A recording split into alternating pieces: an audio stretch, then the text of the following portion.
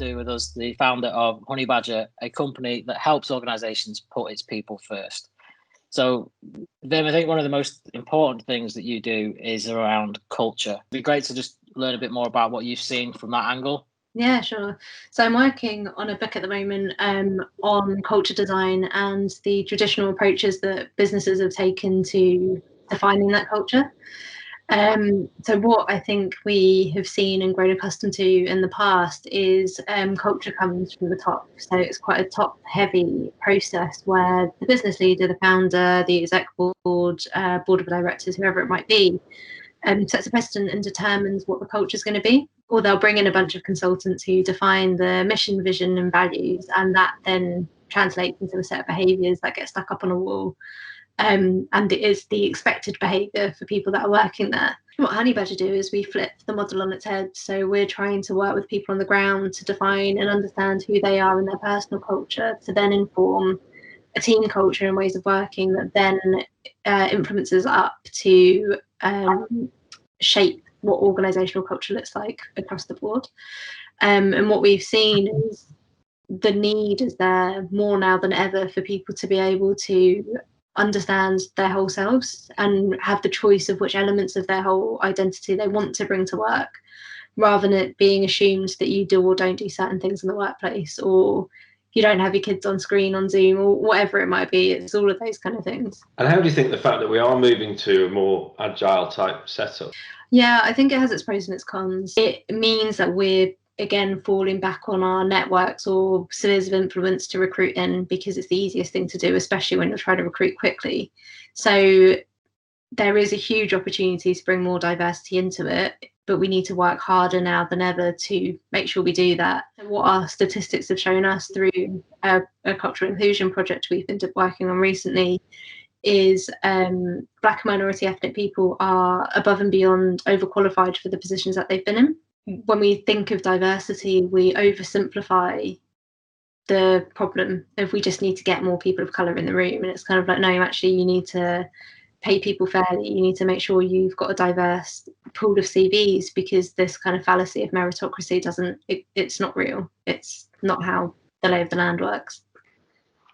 Completely agree. And obviously, having been on the other side of the fence to a client who's recruiting and been told so many times how time is of the essence and can we move quickly and how fast can we find something, all that language, it does unfortunately lend itself to a process which can't possibly cater for anything other than finding the fastest applicant effectively who's fully qualified for the role.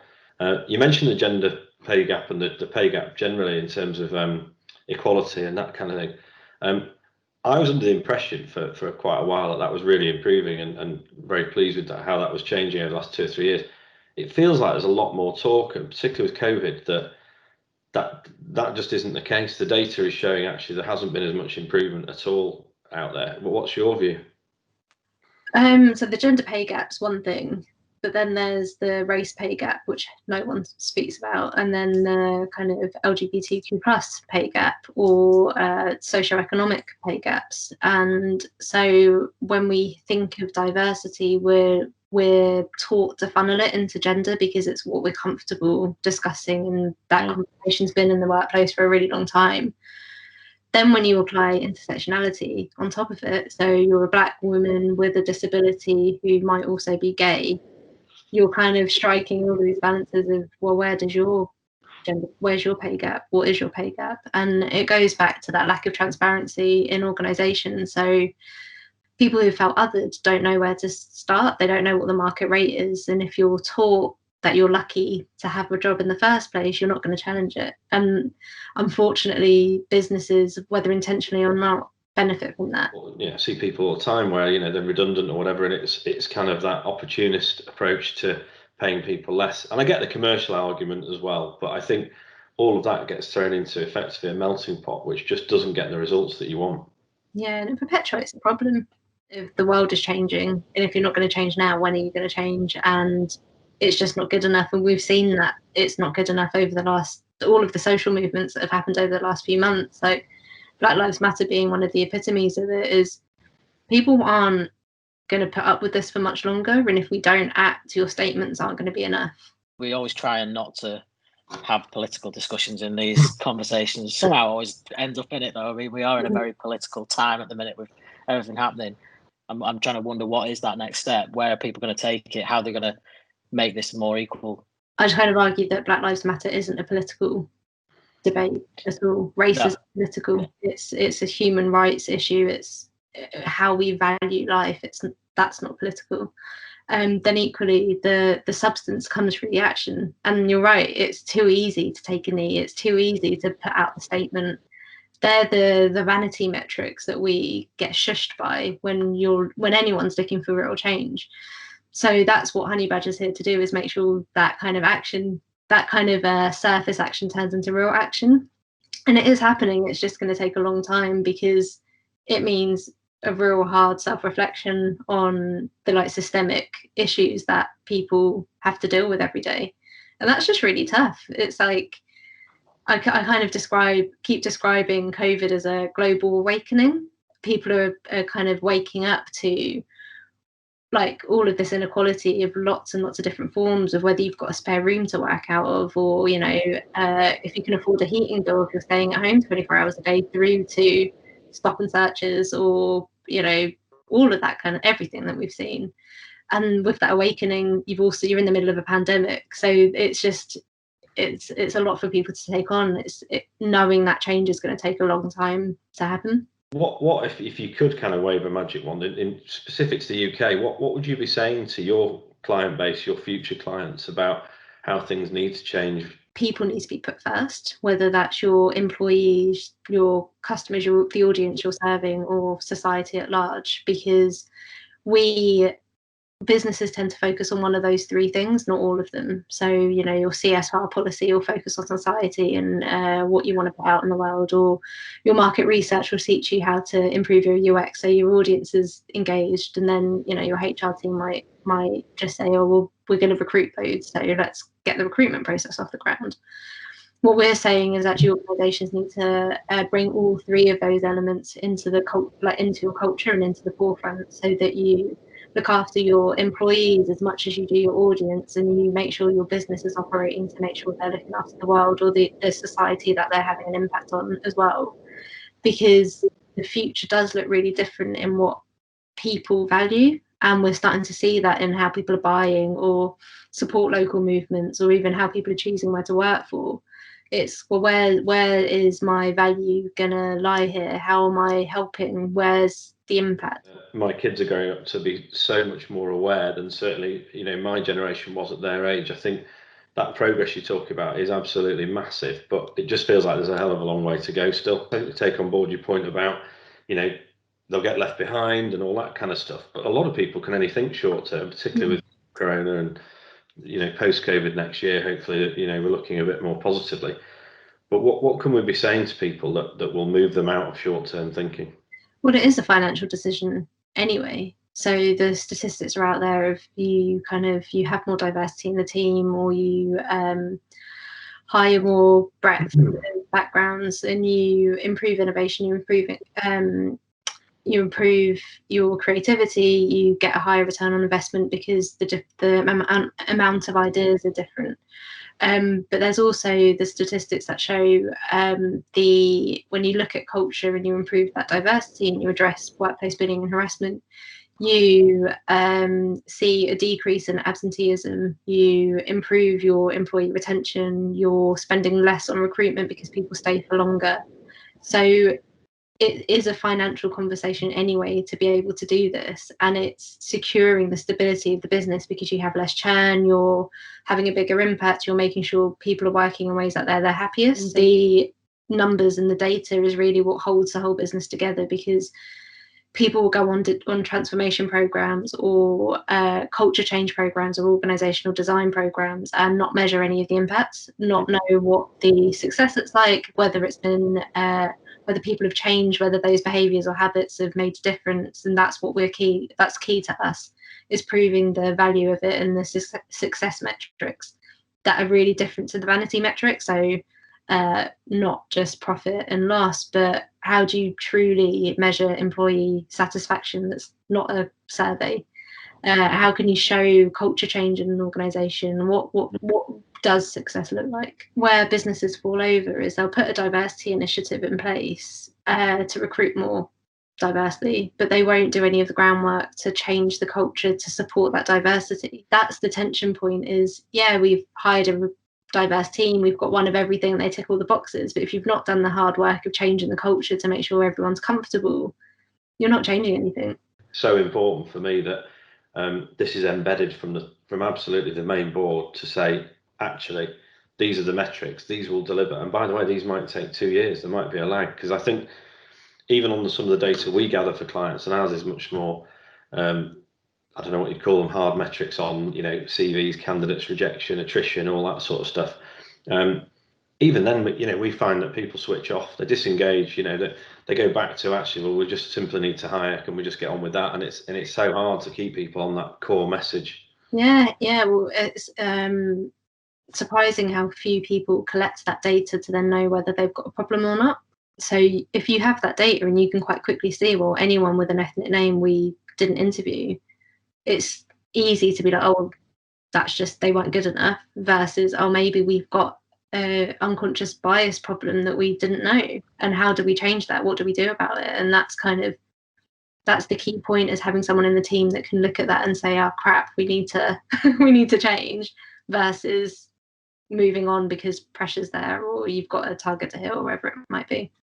Yeah, and the right culture, that level of openness is not just accepted, but it's demanded across everybody, isn't it? Yeah. That thought process doesn't happen. It's just survival, and we need to move from survival culture to thriving culture. And it's almost the responsibility of founders or business leaders to empower that shift of, we know we can't do everything at once, but here's our roadmap for that kind of change. When people think about culture change as well, they've got an idea of what the ideal culture is for them rather than for the business. And I'd kind of say it's up to the senior team to try and influence change in ways rather than middle management or lower execs. What we're finding is that's where the bottleneck is people at the top want to create change, but the people in between them and the people on the ground are stopping it from happening. Is there a particular sort of geographic reach or a sector that you think are doing this particularly well at the moment, that are ahead? Some startups in Africa that I've been speaking to recently, some pretty big ones, but scaling as well, who I don't know how it's necessarily happened, but I think the models that they're working with, like the business models they're working with, have set out to completely level the playing field from the beginning. So joint equity schemes for every employee from the get-go, ensuring that everyone has got what they need to work from home, whether it's a dongle to have Wi-Fi or like however it's going to happen. And I think that's a really refreshing look from kind of grassroots innovation to how you can support your business and people in a really different way. Talking about innovation, what do you think next year looks like? If we work on the basis that this vaccine sounds like quite good news, I assume everybody's kind of seen that today. What do you think the next big innovation is going to be? Well, I'm going to start by telling you what my biggest fear is. So my biggest fear is that people will rush back to normal without taking the opportunity that's presented itself to change things. So we'll rush back into the office, or we'll rush back into 9 to 5, or forgetting what people's houses look like, or that they've got kids, or all of that kind of stuff. I think that's my fear, is that we'll be itching for things to feel normal again without stopping to think whether normal was good enough. So I hope the big innovations are going to be around creating environments that help people thrive and truly changing the way businesses operate to suit lifestyle. So whether you're a parent and that means you work different hours, through to actually you just love going to the gym, so you start work at midday so you can get your session in, or whatever it's going to be, and innovating the tools around it that are needed. So how do you enable online conversations offline and vice versa, so that there's no waiting 3 weeks to get a meeting in the diary because you need to juggle calendars, that kind of stuff. The true innovation, as you say, is to how to make culture stick. I think it's we've gone from lots of businesses who said they're a people business who didn't even have a senior HR person to this great amount of change in a short space of time. Well, one of the propositions that I'm writing about at the moment in the book is the need for someone to, like, a culture role in an organisation that's not HR, not operations, not the happiness officer, that kind of thing. And it's important that someone is responsible for that adaptation and understanding how culture needs to shift and change over time and communicating it to everyone, because as you hire more diversity and you hire people that are being a culture add rather than culture fit, it's going to have to change. It's going to have to suit different needs and lifestyles. My personal opinion is I expect there will be a hybrid. I don't think there'll be a massive rush back to normality. I think people are going to want face-to-face. They're going to want human interaction. They're going to want office banter and everything else that comes with working alongside people in day to day. But I do think it'll be that with massive degrees of flexibility. Yeah, and I just hope it digs deeper than that as well, of like people really questioning why. I think it needs to be the kind of forefront of everyone's mind of why do we put up with it like this? Why are we accepting this as the norm? Why is that okay and this isn't? All of that kind of stuff. For years we were, looking for a role in Manchester. It was a 35, mile commute radius that would be searching, that sort of stuff, because that's what you had to do physically. Whereas I do think now the quality of the hire will be the most important thing above everything, not the time. Yeah. And hopefully that brings into play all of these great other aspects of diversity, in terms of the fact, well, if you've taken location out of the equation, that takes a lot of other things out of the equation, whether that be disability, travel, commute, ethnicity, location, you name it, really. It should, in a lot of ways, create a completely level playing field. I know there's a lot of work to do, though. I'm not suggesting it's just going to happen naturally, but I am optimistic that should be how it kind of works through. As you said, I just hope it doesn't take 25 years, when really now this could be the opportunity to really, as you say, wake everybody up. Yeah, well, it's such a unique opportunity now. The structures around us have been the loosest that they're ever going to be and will be in our lifetime. So if we don't make those changes now, we're going to look back and really hate ourselves for not doing more. And I think that's what one of my main drivers is like, now is the time for change, because we have to. We've got no option but to. I think actually on that note, one of the innovations I would really like to see is something that interjects or breaks down the silos that we're starting to see. So online in particular, there are lots of micro cultures that exist that are quite inflammatory or siloed or dangerous. It's easy to stay within that silo, and it's a safe space for thoughts that go against the normal, that would just perpetuate your own way of thinking. And I'd love for there to be some sort of innovation that happens that actively pierces those bubbles and gets a shared thought process and open debate rather than argument. I'd love to see that. I don't think it's a prediction, but it's just what I want to happen.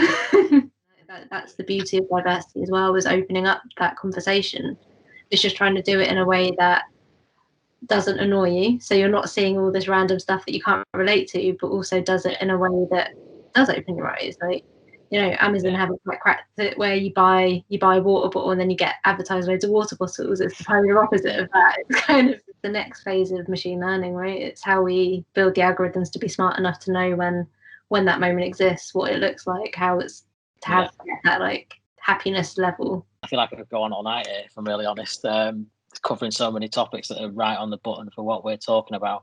What's the short-term thing that people can get on board with now that can prepare for the long term? I think the kind of preparedness for the future is to start with ourselves, and that's kind of the root of everything that we do. Is before you're a business, before you're part of a team, before you're part of society, you are yourself.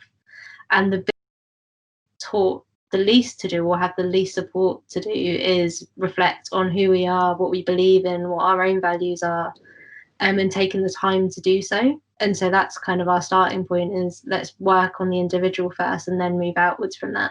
Yeah, well, Vim, it's been an absolute pleasure. It's great to catch up. Yeah, lovely to say, whenever we see